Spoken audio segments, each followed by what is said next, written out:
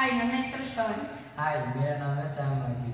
तो जो प्रॉब्लम है जो आजकल का दिन में बहुत ज़्यादा गाड़ी आता जाता रहता है, तो उसके लिए हम लोगों का प्रॉब्लम होता रहता है। धूल वगैरह जैसा धुआं धूल उड़ता ही रहता है। कभी अगर हमारा स्किन में गिरता है तो स्किन प्रॉब्लम होता रहता है। नाक में जाता है तो बहुत ज़्यादा हानिकारक, जैसे प्रवेश में ज़्यादा उड़ता रहता है तो उसके लिए हमारा खांसी होता रहता है, जैसे बुखार ज़्यादा आता रहता है। जैसा बहुत बड़ा बड़ा ट्रक जाता रहता है तभी धूल उड़ता रहता है।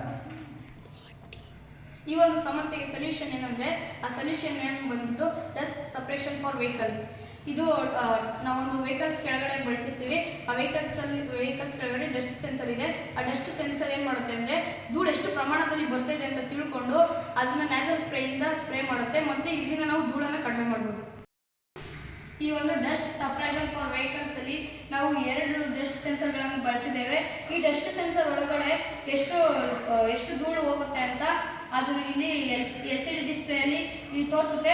ಮತ್ತು ಈ ಒಂದು ಎಷ್ಟು ಪ್ರಮಾಣದಲ್ಲಿ ಬರ್ತಿದೆ ಅಂತ ಆಡಿನೋ ಬೋರ್ಡ್ಗೆ ಗೊತ್ತಾಗಿ ಅದು ಎಲ್ಲ ಇಲ್ಲಿ ನಾವು ಯಾವ್ಯಾವ ಬಳಸಿದ್ದೀವೋ ಮೆಟೀರಿಯಲ್ಸು ಅದಕ್ಕೆಲ್ಲ ಸಿಗ್ನಲ್ ಕೊಟ್ಟು ಇಲ್ಲಿ ಮೋಟರ್ಗಳು ರನ್ ಆಗಿ ಈ 4 ನ್ಯಾಸಲ್ ಸ್ಪ್ರೇಗಳಿಂದ ನೀರು ಸ್ಪ್ರೇ ಆಗುತ್ತೆ.